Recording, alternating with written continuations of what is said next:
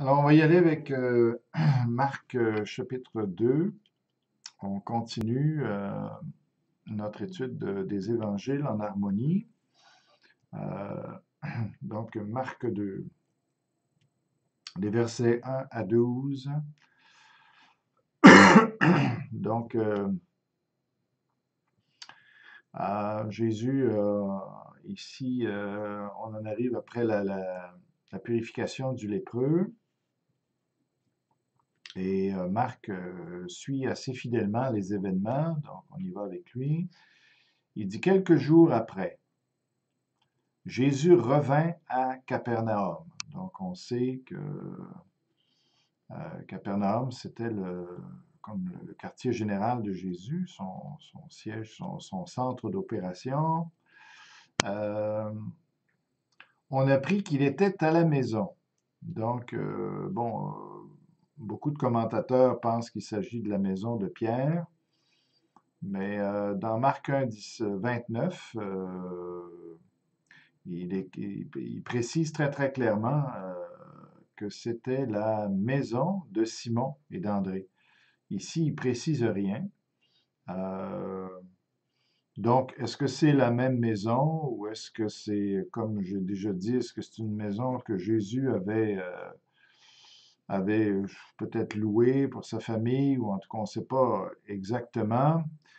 Il y a toujours ce passage où Jésus dit, je, je n'ai pas d'endroit où habiter, hein. Il dit, tu sais,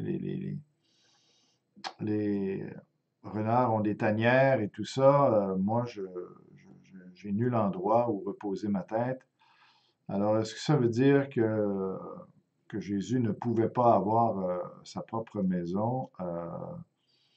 Bon, ça change. En tout cas, s'il avait, en tout cas, c'est sûr qu'il dormait quelque part. Et puis, si sa place c'était la maison de Pierre, bon, ça cause problème avec une autre maison aussi, même si c'est celle de Pierre. Donc, ça solutionne pas tout à fait le problème. Euh, alors, c'est ça, mais ça reste à discuter. Est-ce que Jésus avait un emplacement à lui qu'il avait organisé, qu'il avait pour ses frères et sœurs, sa mère et tout ça quand il est parti à Capernaum avec eux? Alors, c'est possible, euh, mais généralement, en tout cas, les commentateurs pensent plutôt que c'est la maison de Pierre ici. Moi, j'ai tendance à penser que c'est pas cette maison-là. Et il s'assembla un si grand nombre de personnes que l'espace devant la porte ne pouvait plus les contenir. Alors, la suite du récit nous montre que Jésus est dans la maison. Et puisque quand ils ont ouvert le toit, ils ont descendu Jésus, eh bien, ils n'ont pas descendu Jésus, ils ont descendu le paralytique devant Jésus. Alors, Jésus est à l'intérieur de la maison. Donc, l'image que ça donne, c'est que, bon, à l'intérieur de la maison, on ne sait pas la grandeur, mais on peut penser, en tout cas, habituellement, les maisons n'étaient pas très grandes. Euh, alors, ça se peut qu'il n'y avait pas plus de personnes que ça à l'intérieur de la maison, mais quand je lis le récit, j'ai l'impression quand même que la maison est pas si petite que ça, la cour est pas si petite que ça. Euh, et puis, donc, mais sur cet emplacement-là, il y a un toit, puisqu'ils ont descendu le paralytique par le toit, puis ils l'ont descendu devant Jésus. Alors, l'image que moi j'ai, c'est que Jésus est à l'intérieur de la maison, là où il y a un grand espace, en tout cas, qu'on appelle probablement une cour, en tout cas. Mais il y a déjà beaucoup de monde là, dans cette cour-là. Mais en plus de ça, il y a tellement de monde que passer la porte de la maison, eh bien, à l'extérieur, eh bien, il y a du monde, il y a une foule là, qui est compacte en avant de la porte. Et puis, d'habitude, les gens devaient quand même laisser les personnes pouvoir circuler et rentrer dans les maisons. Alors, ils devaient créer une allée, ou en tout cas. Mais ici, il y a un tel engouement euh, de voir Jésus, surtout d'être guéri par lui, euh, que finalement, les gens sont littéralement collés dans la porte. Ici, la porte n'est pas, n'est pas fermée, là. Mais ils sont collés, là, entassés. Il n'y a même pas de corridor pour pouvoir entrer. Alors,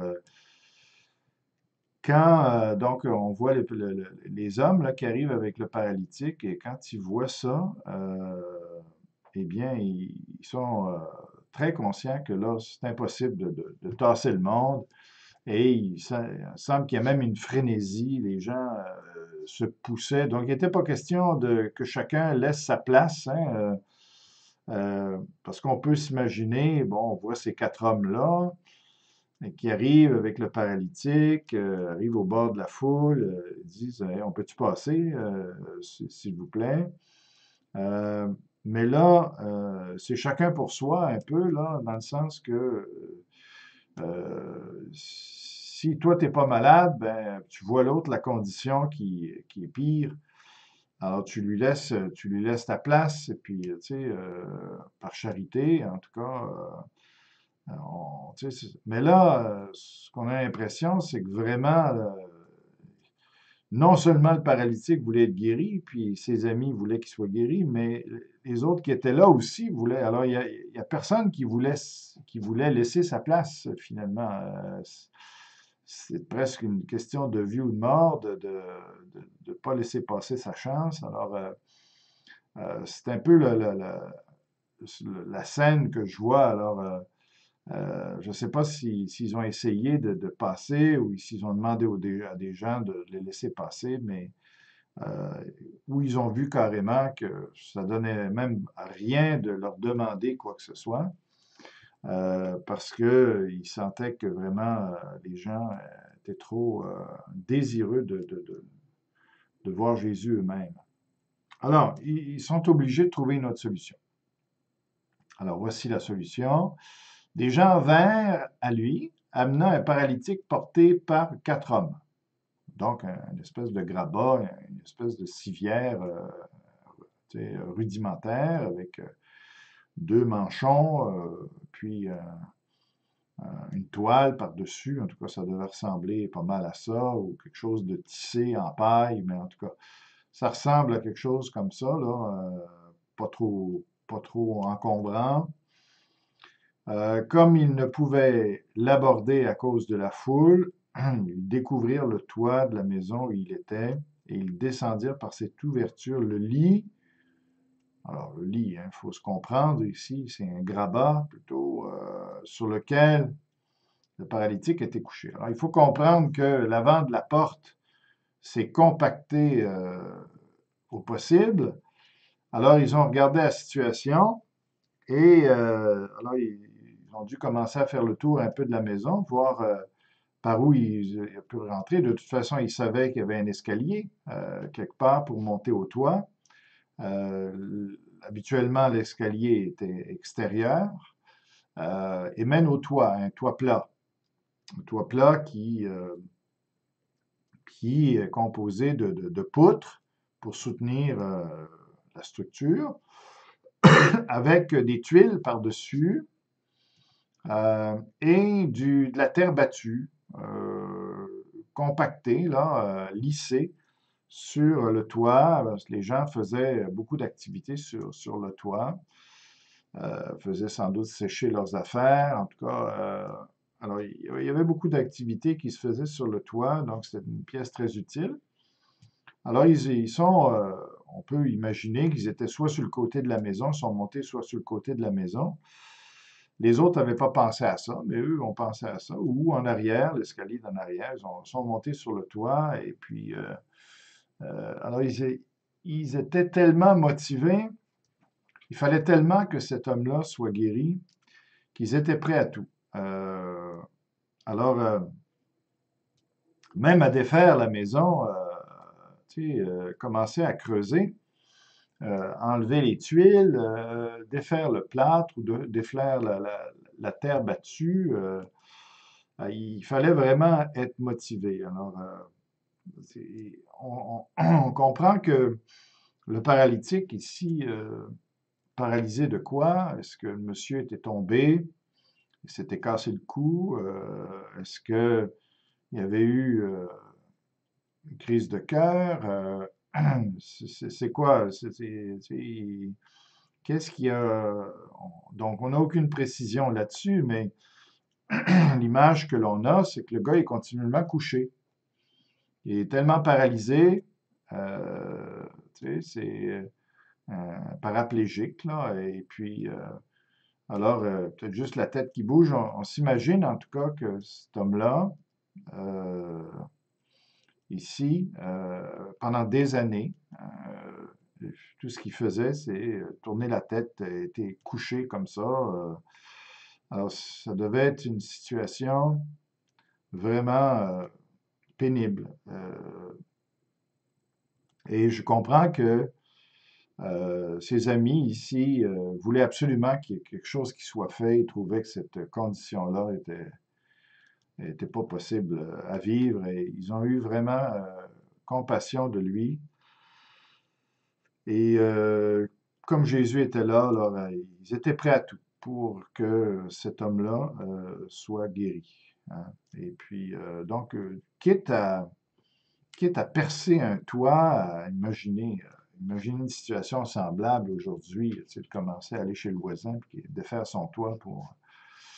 il y aurait des U puis des A, certains. Alors, ça prend, en tout cas, beaucoup de détermination.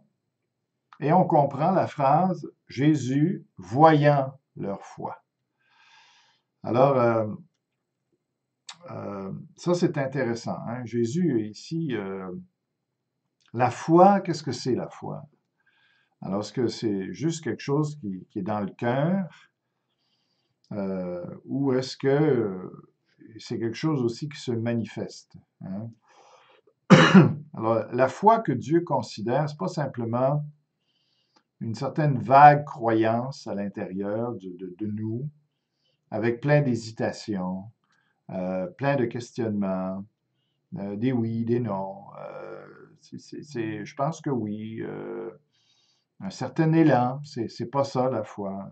C'est quand on croit réellement, eh bien, lorsqu'on a une occasion de faire quelque chose ouvertement, ben on le fait. Il n'y a plus rien pour nous empêcher. C'est ça. Et ça, c'est pour ça que Jésus dit ici, voyant leur foi. Puis, dans la Bible, on est sauvé par la foi, hein. C'est ça, hein. Je réfléchissais, est-ce qu'on est sauvé par la repentance et la foi ou est-ce qu'on est sauvé vraiment par la foi, uniquement, même là? Est-ce que la foi comprend la repentance? C'est toutes des questions qu'on peut se poser, mais c'est clair que la Bible dit, on est sauvé par la foi seule. Mais je pense que des fois, on ne définit pas bien ce qu'est la foi. La foi, c'est vraiment une ferme assurance, hein, comme dit Hébreu, une démonstration des choses qu'on ne voit pas, tu sais. Alors la foi que Dieu considère, c'est une foi qui est prête à bouger, c'est une foi qui se manifeste. Et c'est ce qu'on voit aussi dans les évangiles. Les gens qui ont été guéris, ce pas les gens qui sont restés chez eux, hein, comme les gens de Nazareth, qui attendaient que Jésus aille vers eux, qu'il fasse ses preuves selon eux, et bon, qui n'allait pas plus loin que ça. Mais donc, quand on voit que Jésus guérissait les foules, tous ceux qui venaient à lui, c'est qu'il considérait que ces gens-là, parce il faisait les démarches, hein, il parcourait de longues distances pour venir vers lui, ça montre déjà une foi agissante, hein, une vraie foi. C'est ça, c'est pas une foi morte, comme va dire Jacques. Alors ici, ces hommes-là ont vraiment cette foi-là. Et voyant leur foi, il dit pas simplement voyant la foi, parce qu'en réalité, paralytique, c'est pas lui qui a montré le plus de foi ici, parce que c'est pas lui qui a défait le toit, c'est ses amis. C'est ses amis qui l'ont monté par l'escalier, c'est ses amis qui l'ont transporté. Donc, Jésus a raison de souligner l'importance de leur foi à eux. Et puis ici, ça montre que on peut bénir des gens autour de nous par notre foi aussi. Euh, donc la foi du paralytique n'est pas exclue parce qu'il pouvait encourager ses amis, il pouvait faire des demandes à ses amis. Mais ici, c'est clair que la foi, on comprend très bien ce qu'elle est. Il s'agit vraiment d'entreprendre quelque chose pour que cet homme-là soit guéri. Et alors, c'est pour ça que le baptême est important, c'est pour ça que euh, de lever la main, de s'avancer à un appel, de poser un geste qui va en fonction de la foi, qui va en fonction de ce que l'on croit, c'est bon. Ça concrétise la foi, ça la réalise, la foi.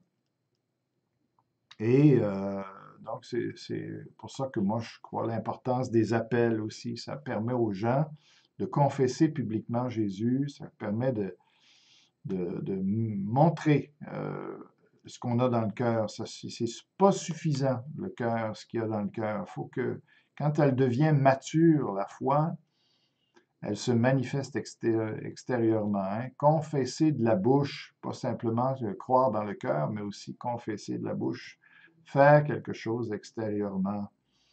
Alors les autres ici, alors Jésus ici, il ne regarde pas au cœur, il regarde ici, il s'attend à ce que la foi soit quelque chose de concret, de visuel. Alors ici, voyant leur foi, dit au paralytique, mon enfant, tes péchés sont pardonnés. Ça, c'est extrêmement intéressant. Pourquoi il l'appelle mon enfant? Est-ce qu'ici, Jésus, ici, voit la dépendance? Alors, qu'est-ce qui influence l'usage de ce terme-là, mon enfant? Il voit la dépendance du paralytique qui est comme un enfant? Oui, sans doute que vulnérable, tu sais, qui a besoin d'un adulte, qui a besoin de son père, entre autres, pour l'aider. Alors, Jésus ici se présente comme un père qui veut prendre soin de son enfant, euh, qui est en mesure de l'aider ici. Donc, ça peut être simplement cela ici que Jésus veut mettre en lumière par mon enfant. Évidemment, ça souligne son amour aussi pour cette personne-là, mais est-ce que Jésus nous donne un clin d'œil qu'il est, qu'il est comme le Père, finalement, mon enfant? Et donc, alors que Jésus est plutôt présenté dans la parole comme le frère, notre grand frère, euh, c'est ça. Et bon, voilà. Mais on peut juste le prendre comme ce que j'ai mentionné, que s'il voyait cet homme-là comme un enfant et lui comme un père qui est en mesure de l'aider ici, sans aller beaucoup plus loin. Euh, alors, il dit, tes péchés sont pardonnés. Ça, c'est encore là, il y a beaucoup d'analyses. C'est ça ici que ce miracle-là veut mettre en lumière. C'est que Jésus pardonne les péchés. Il ne fait pas seulement chasser les démons, il ne fait pas juste guérir des gens, restaurer des handicaps, ressusciter des morts. Il a aussi le pouvoir de pardonner les péchés. Et il fait ici euh, pas dans un contexte sécure. Hein. Il a devant lui des scribes et des pharisiens et tout ça qui sont là déjà autour de lui. Donc Jésus, c'est pas pour rien qu'il fait ça. Il n'évite pas le sujet. Il les confronte avec ce qu'il est lui-même Et puis, alors il dit, tes péchés sont pardonnés. Bon, qu'est-ce que c'est? Alors, on va analyser ça. Tes péchés sont pardonnés. Qu'est-ce que Jésus veut dire? Alors, il ne dit pas ici, ton péché est pardonné, qui serait un péché, à ce moment-là, on dirait un péché qui serait responsable de sa paralysie. Là, ça aurait été beaucoup plus clair. Il dit, tes péchés sont pardonnés. Quoi? Un péché que cet homme-là a répété souvent, où il y a un style de vie qui a amené cette paralysie, un jugement de Dieu dans sa vie, c'est possible. Mais on a plutôt l'impression que ici, tes péchés sont pardonnés, ça veut dire tous tes péchés sont pardonnés, indépendamment s'ils ont un lien avec la maladie du monsieur ou non, ou l'handicap du monsieur ou non. Alors, c'est plus comme ça, je pense qu'il faut voir les choses. Alors, ici, on parle de la réconciliation avec Dieu. Euh, et ça, c'est intéressant parce que c'est la plus grande bénédiction que Jésus peut donner à quelqu'un.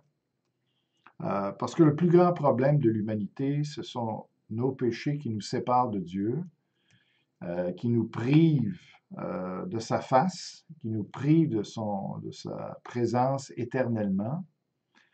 Alors, la première des bénédictions qu'on doit recevoir dans notre vie, la plus précieuse, c'est d'être vraiment réconcilié avec Dieu. De ne plus être sous la colère de Dieu, de ne plus être sous la condamnation de Dieu, mais de vraiment être réconcilié. Que Dieu ne nous voit plus comme un ennemi, mais qu'il nous voit comme son ami, qu'il nous voit comme son enfant, où il n'a plus rien contre nous, il n'a plus de colère, n'a plus d'animosité, plus de choses à juger en nous. C'est la plus grande bénédiction. Alors Jésus, au lieu de dire à cet homme-là, bon, je te guéris, tout simplement, il a voulu ici révéler quelque chose de beaucoup plus grand. Que derrière toute cette question de la guérison, il faut aussi traiter de la question des péchés. Parce que le texte ne dit pas que cet homme-là, ici, était paralysé à cause de ses péchés. D'ailleurs, tu sais, comme on le voit avec un autre paralytique, par exemple, à la piscine de Bethesda, Jésus va lui dire à la fin, va et ne pêche plus. Si je ne me trompe pas, on peut juste regarder cela. Il dit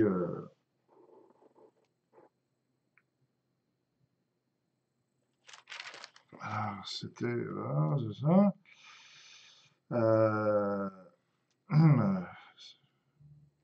Bon, il dit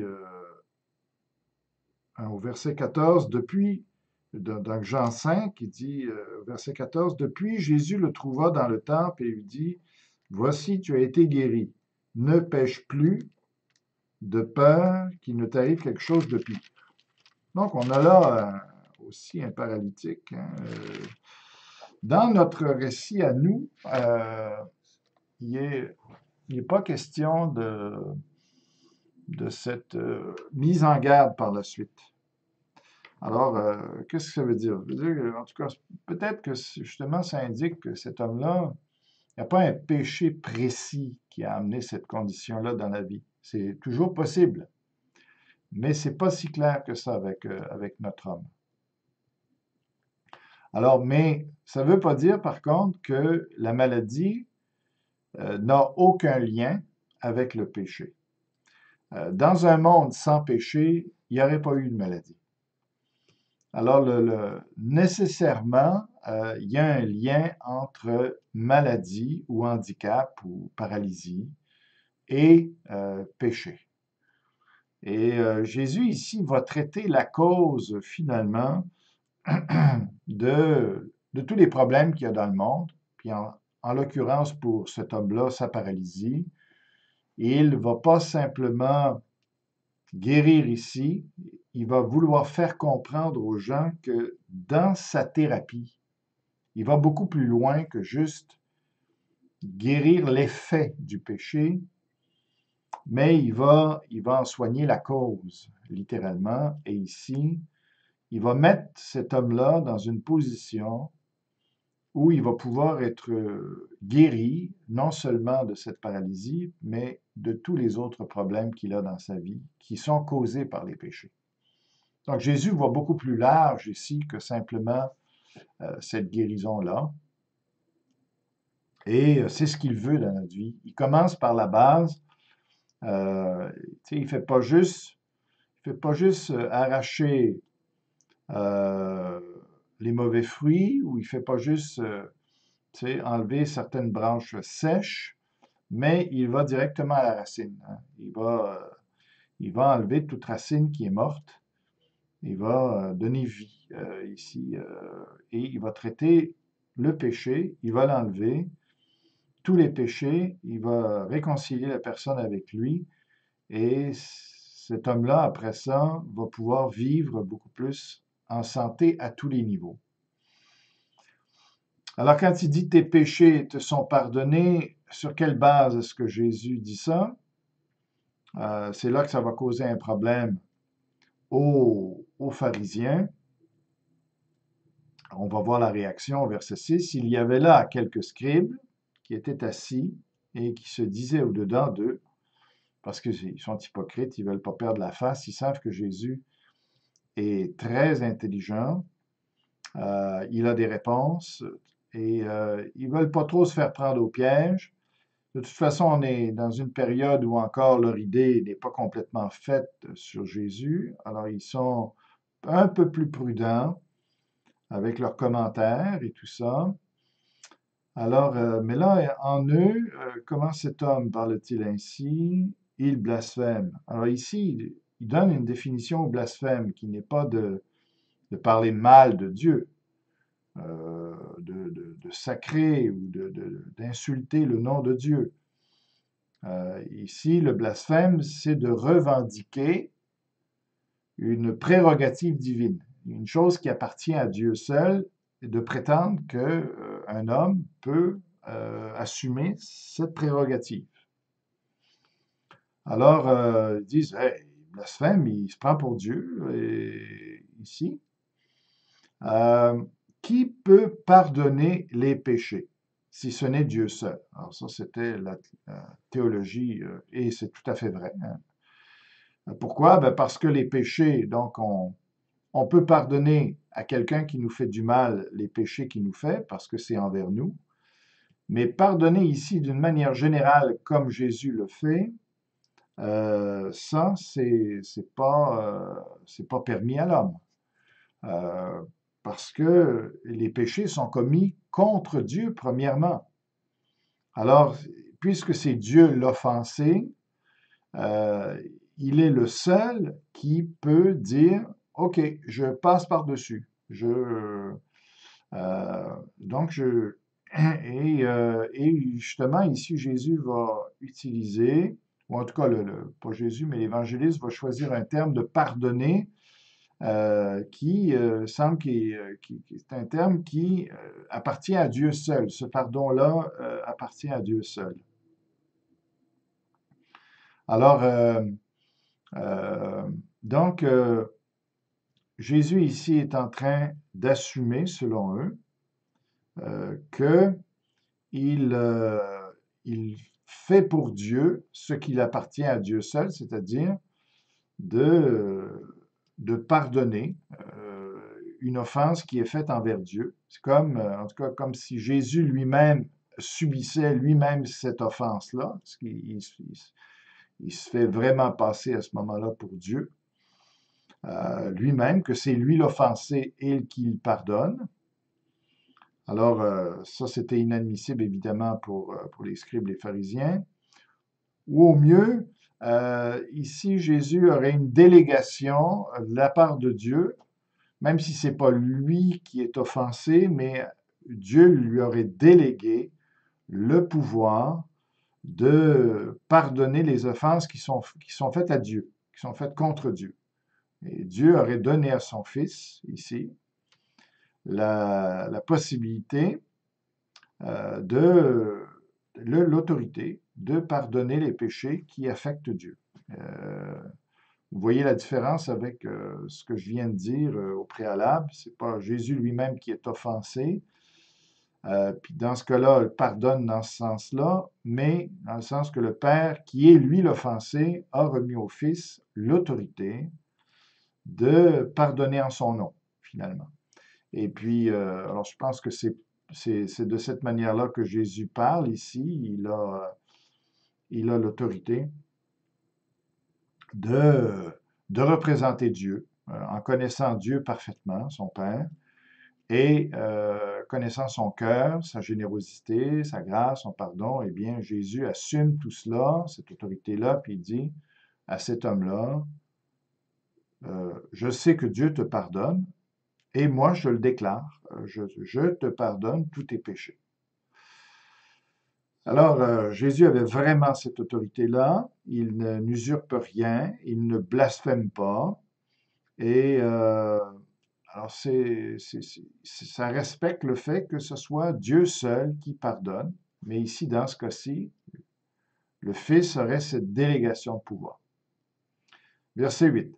Jésus ayant aussitôt connu par son esprit ce qu'il pensait au-dedans d'eux, donc, en tout cas, c'est comme une espèce de réseau là, d'ondes de l'esprit, où Jésus finalement entend, sur ce réseau-là, entend ce qu'ils sont en train de dire, ce qu'ils sont en train de se dire dans leur tête, et il leur dit, ça a dû les surprendre énormément aussi, malgré que M. Carson dit qu'ils avaient commencé à se jaser entre eux, puis bon, à murmurer, qu'est-ce qu'il dit là? Il blasphème. Mais le texte ne parle pas comme ça. Le texte dit que Jésus est au courant de leurs pensées. Alors, donc, on peut aussi dire que, bon, ils avaient dans leur visage ou ils avaient des expressions qui montraient à peu près leurs pensées. Mais non, le texte dit, pourquoi avez-vous de telles pensées dans vos cœurs? Donc, ne diminuons pas ici, je pense, le pouvoir de Jésus, de vraiment aller voir ce qui était dans la tête des gens, et ces gens-là pouvaient se discipliner pour ne pas trop montrer leur état d'âme. Alors Jésus l'a vu clairement, et ça a dû, comme je dis, ça a dû les surprendre beaucoup. Ils ont dû dire, waouh, tout un prophète ici est capable de voir dans nos pensées. Même, ouf, donc ça leur révélait aussi qui était Jésus. Ça les préparait aussi à voir qu'il a peut-être l'autorité finalement de faire ce qu'il fait, de pardonner les péchés. Alors il dit, lequel, au verset 9, lequel est le plus aisé de dire au paralytique, tes péchés sont pardonnés, ou de dire, lève-toi, prends ton lit et marche. Alors la réponse, c'est qu'il n'y a rien de plus aisé. Les deux sont aussi difficiles. D'ailleurs, c'est ça. Pour guérir quelqu'un, il faut absolument que ses péchés soient pardonnés. Donc, ça va, ça va avec. C'est donc ici, et c'était dans la pensée juive que si tu as des maladies, bon, il doit y avoir des péchés en arrière de ça. Alors Jésus ici euh, peut aussi s'intégrer dans cette pensée-là, juive, puis de les prendre pour leur montrer à eux qui pensent de cette manière-là que s'il est capable de guérir, ben il a aussi l'autorité pour pardonner les péchés, parce qu'on ne peut pas se séparer les uns des autres. Peut-être quelque chose qu'ils n'avaient pas suffisamment bien réfléchi, que toutes ces guérisons-là, finalement, qu'il faisait, depuis longtemps, ça montrait qu'il pouvait pardonner les péchés, en tout cas qu'il avait cette autorité-là. Sinon, il n'aurait pas pu guérir autant de tous ces gens. Alors, ici, il va leur dire carrément, vous savez, je ne fais pas juste guérir, mais je traite la cause, la racine du problème. Alors là, si ce n'était pas clair pour eux, là, ça va le devenir clair. Donc, euh, alors il dit, pour prouver cela, lequel est le plus aisé de dire au paralytique, tes péchés sont pardonnés, ou de dire, lève-toi, prends ton lit et marche. Or, afin que vous sachiez que le Fils de l'homme a sur la terre le pouvoir de pardonner les péchés, je te l'ordonne, dit-il au paralytique, lève-toi, prends ton lit et va dans ta maison. Donc, si le gars se lève, surtout dans la pensée juive, c'est clair que les péchés ont été pardonnés. Donc, ils ont plus un mot à dire. Euh, ils ont rien à répliquer, surtout dans cette forme de pensée qu'ils ont là, eux-mêmes. Mais je crois que c'est vrai que derrière nos guérisons, il a, il a pris nos péchés, il a guéri nos maladies. Ça va ensemble. Alors il dit ici, il utilise un terme qui est courant dans la bouche de Jésus, le Fils de l'homme.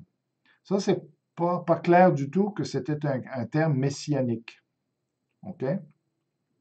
Jésus aurait pu parler de d'autres termes, le serviteur, il aurait pu dire le Messie, le prophète promis par Moïse, en tout cas, plusieurs expressions messianiques, le fils de David.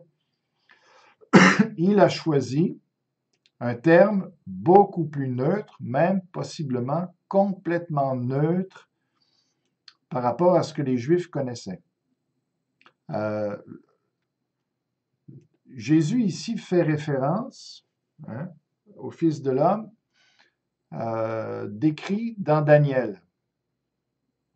Mais c'est pas sûr du tout qu'à l'époque de Jésus, que les Juifs avaient bien intégré ce terme-là comme étant une expression messianique pour le Messie. OK? Fils de l'homme. Alors, c'est pas pour rien que Jésus utilise ce terme-là, c'est bibliquement, il dit qu'il est le Messie, parce que Daniel l'avait dit, l'a utilisé dans ce sens-là, mais ce n'était pas populaire comme expression pour le Messie. Alors Jésus voulait utiliser justement cette expression-là qui remplissait les deux rôles, de dévoiler qui il était, dans un sens, pour ceux qui comprenaient bien l'Ancien Testament, le livre de Daniel, mais en même temps pour la grande majorité des gens qui cachaient vraiment son identité.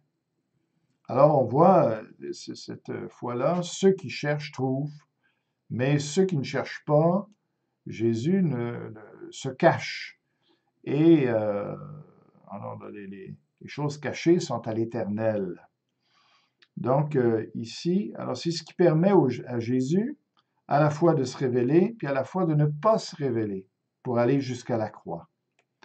Alors, puis le Fils de l'homme, ben, ça nous ramène clairement au livre de Daniel, à celui qui va régner éventuellement et tout ça. Donc, c'est une belle expression, mais utilisée avec grande sagesse par Jésus pour que ça accomplisse parfaitement son rôle. Alors, quand il dit « Sachez le Fils de l'homme », pour eux, ce qu'ils comprennent dedans, c'est qu'il est un homme. C'est le Fils de l'homme, donc c'est un homme. Mais on sait que Jésus va beaucoup plus loin que ça dans cette notion-là. C'est vrai qu'il est un homme, mais il y a plus dans cette expression-là, c'est clair. Que le Fils de l'homme a sur la terre le pouvoir de pardonner les péchés. Je te l'ordonne, donc il donne un commandement ici. Et à l'instant, il se leva, prit son lit et sortit en présence de tout le monde, de sorte qu'ils étaient tous dans l'étonnement, même ça dit dans le grec, ils étaient dans la peur, hein, ils étaient effrayés.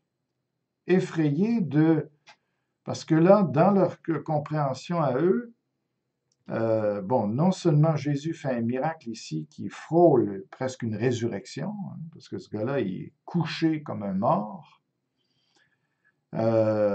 et on n'a jamais vu ça, dans un tel état, quelqu'un pouvoir se relever.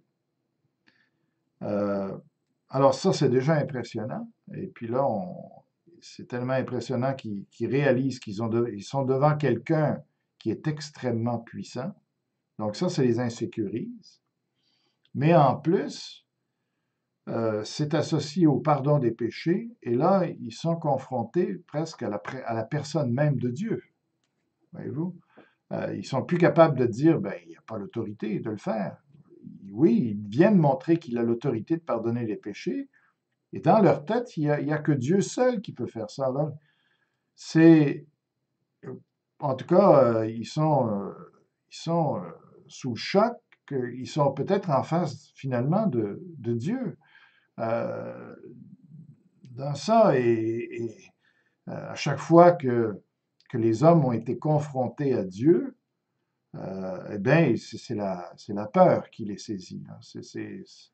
Qu'est-ce qu'il va faire avec nous, hein, puisqu'on est des pécheurs? Donc ici, alors c'est vraiment, ici, c'est très bouleversant, ici, ce qu'ils vivent comme expérience, et glorifier Dieu, disant, nous n'avons jamais rien vu de pareil. C'était extraordinaire. Ce, ce que Jésus a fait là, c'est remarquable.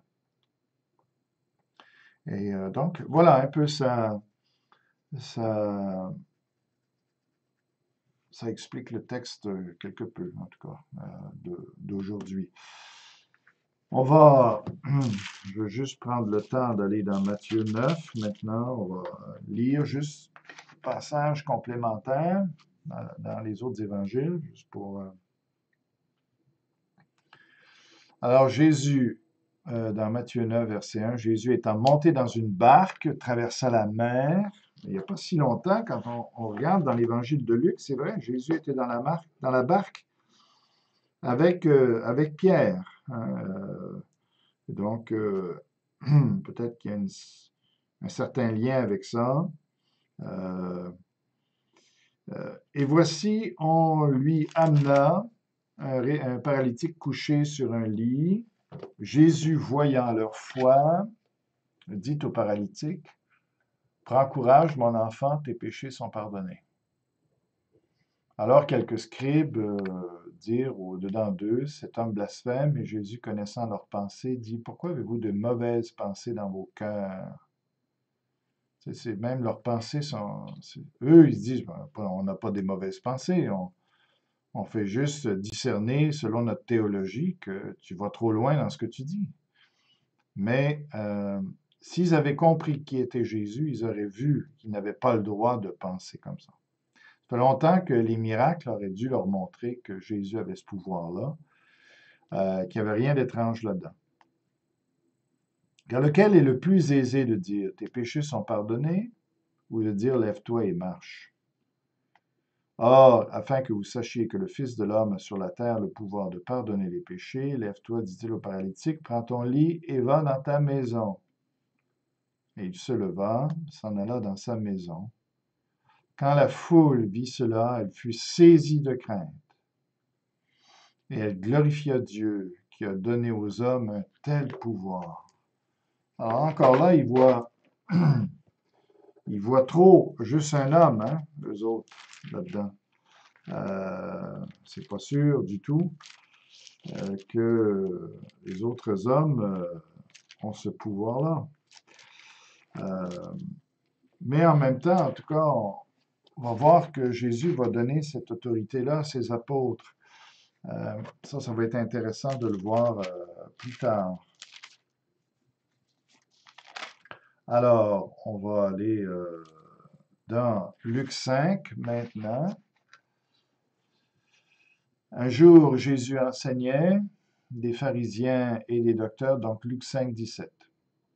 Les pharisiens et des docteurs de la loi étaient là, assis, venus de tous les villages de la Galilée et de la Judée, de Jérusalem, et la puissance du Seigneur se manifestait par des guérisons.